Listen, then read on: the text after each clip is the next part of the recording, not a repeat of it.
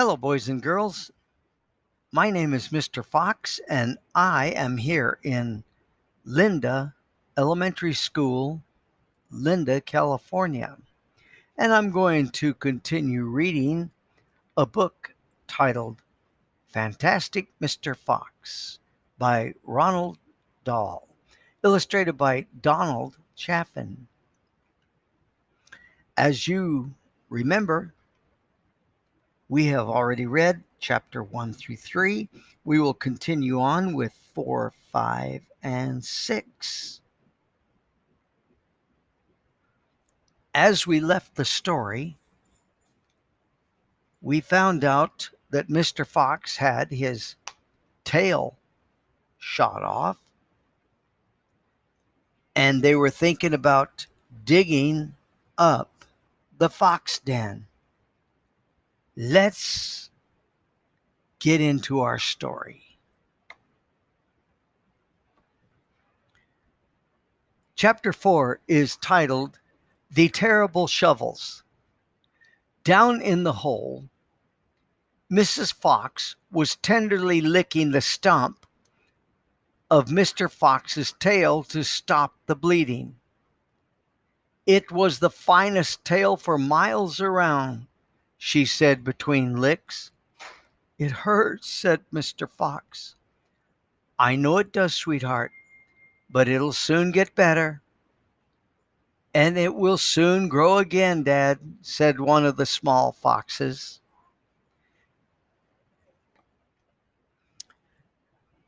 There was no food for the foxes that night, and soon the children dozed off. Then Mrs. Fox dozed off, but Mr. Fox couldn't sleep because of the pain in the stump of his tail. Well, he thought, I suppose I'm lucky to be alive at all. And now they found our hole. We're going to have to move out as soon as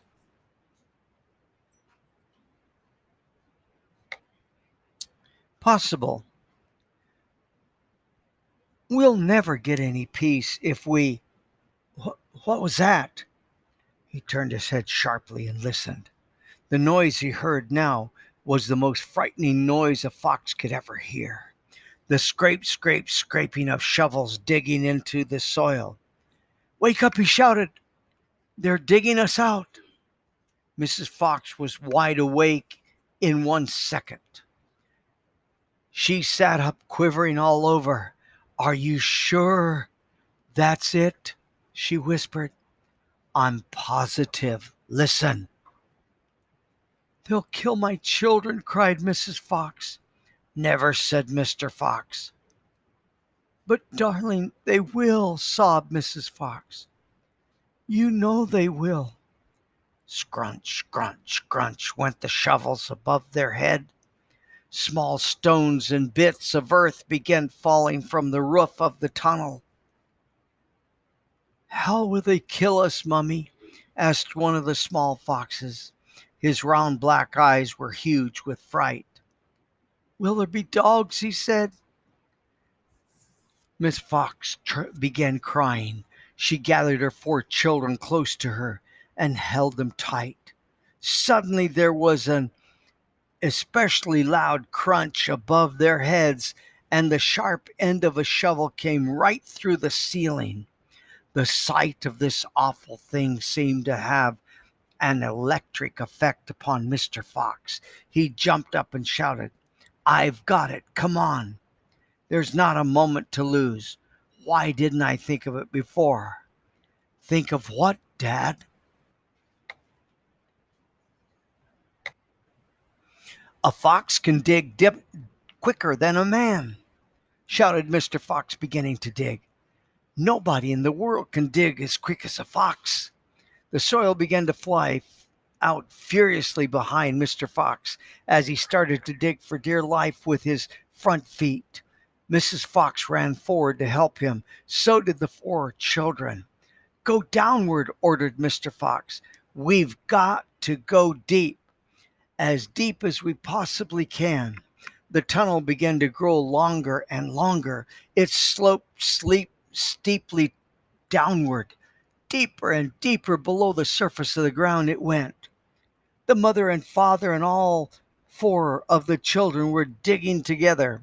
Their front legs were moving so fast you couldn't see them, and gradually the scrunching and scraping of the shovels became fainter and fainter. After about an hour, Mr. Fox stopped digging. "Hold it," he said. They're all stopped. They turned and looked back up at the long tunnel they had just dug. All was quiet. "Whew," said Mr. Fox. "I think we've done it. They'll never get as deep as this. Well done, everyone." They all sat down, panting for breath, and Mr. Fox said to the children, "I should like you to know that if it weren't for your father, we would all be dead by now. Your father is a fantastic fox." Mr. Fox looked at his wife and he smiled. He loved her more than ever when she said things like that. Chapter 5. The Terrible Tractors. As the sun rose the next morning, Bogus and Bunce and Bean were still digging. They had dug a hole so deep you could have put a house into it. But they had not yet come to the end of the Fox tunnel. They were all very tired and cross. "Dang and blast," said Bogus. "Whose rotten idea was this?" "Bean's idea," said Bunce. Bogus and Bunce both stared at Bean. Bean took another swig of cider, then put the flask back into his pocket without offering it to the others. "Listen," he said angrily. "I want that fox. I'm going to get that fox. I'm not giving in till I've strung him up over my front porch dead as a dumpling." "We can't get him by digging, that's for sure," said the fat Bogus. "I've had enough digging." Bunce, the little pot-bellied dwarf, looked up at Bean and said, "Have you got any more stupid ideas then?" "What?" said Bean. "I can't hear you." Bean never took a bath. He never even washed. As a result, his ear holes were clogged with all kinds of muck and wax and bits of chewing gum and dead flies and stuff like that. This made him deaf. Speaking louder, he said to Bunce, and Bunce shouted back, "Got any more stupid ideas?" Bean rubbed the back of his neck with a dirty finger. He had a boil coming there, and it itched. "What we need on this job," he said, "is machines. Mechanical shovels. We'll have him out in 5 minutes with mechanical shovels." This was a pretty good idea, and the other two had to admit it. "All right, then," Bean said, taking charge. "Bogus, you stay here and see that that fox doesn't escape. Bunce and I will go and fetch our machinery. If he tries to get out, shoot him quick." The long, thin Bean walked away. The teeny Bunce trotted after him. The fat Bogus stayed where he was with his gun pointed at the foxhole.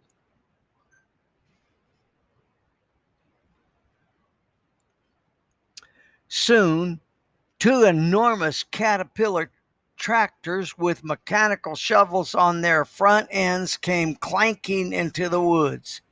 Bean was driving one, Bunce the other. The machines were both black. They were murderous, brutal-looking monsters. "Here we go then," shouted Bean. "Death to the fox," shouted Bunce. The machines went to work, biting huge mouthfuls of soil out of the hill. The big tree under which Mr. Fox had dug his hole in the first place was toppled like a matchstick. On all sides, rocks were sent flying and trees were falling, and the noise was deafening. Down in the tunnel, the foxes crouched, listening to the terrible clanging and banging overhead. "What's happening, Dad?" cried the small foxes. "What are they doing?" Mr. Fox didn't know what was happening or what they were doing. "It's an earthquake," cried Mrs. Fox. "Look," said one of the small foxes, "our tunnel's gotten shorter. I can see daylight." They all looked around, and yes, the mouth of the tunnel was only a few feet away from them now. And in the circle of daylight beyond, they could see the two huge black tractors almost on top of them. "Tractors!" shouted Mr. Fox. "And mechanical shovels. Dig for your lives. Dig, dig."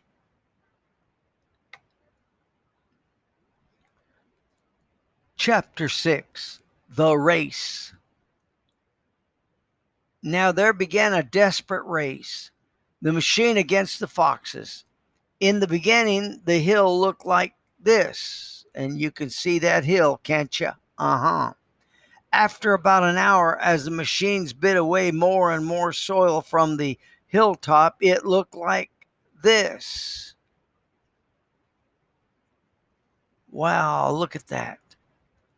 Sometimes the foxes would gain a little ground and the clanking noise would grow fainter, and Mr. Fox would say, "We're going to make it. I'm sure we are."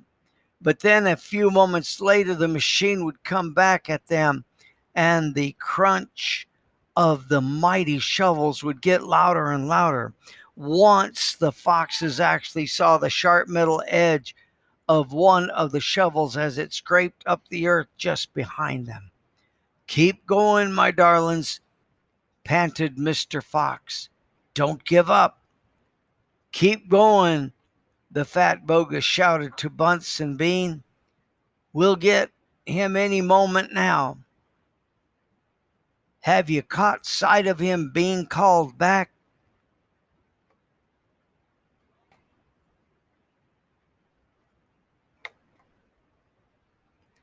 "Not yet," shouted Bogus, "but I think you're close." "I'll pick him up with my bucket," shouted Bunce.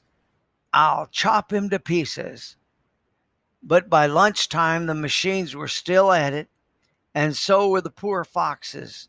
The hill now looked like this. Do you see the picture of the hill? The farmers didn't stop for lunch. They were too keen on finishing the job. "Hey there, Mr. Fox," yelled Bunce, leaning out of his tractor. "We're coming to get you now." "You better have your last chicken," yelled Bogus. "You'll never come prowling around my farm again." A sort of madness had taken hold of the three men. The tall, skinny Bean and dwarfish pot-belly Bunce were driving their machines like maniacs, racing the motors and making the shovels dig at a terrific speed. The fat Bogus was hopping about like a dervish and shouted, "Faster, faster." By 5 o'clock in the afternoon, this is what happened to the hill. Man, look at that hole. People are looking all around, and that hill has disappeared, and there's a big hole there.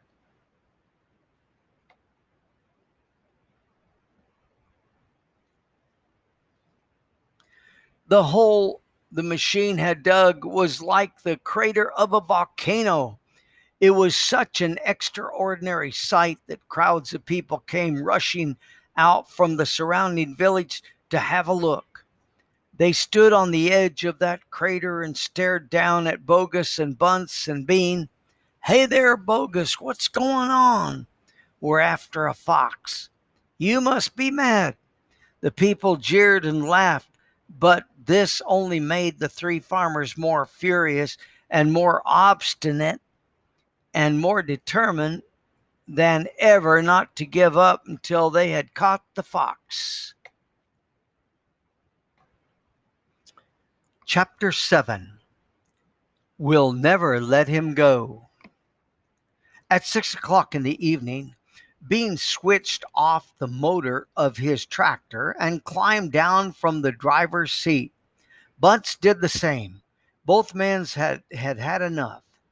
They were tired and stiff from driving the tractor all day. They were also hungry. Slowly they walked over to the small foxhole in the bottom of the huge crater. Bean's face was purple with rage. Bunce was cursing the fox with dirty words that cannot be printed. Bogus came waddling up. "Dang and blast that filthy stinking fox," he said. "What the heck do we do now?"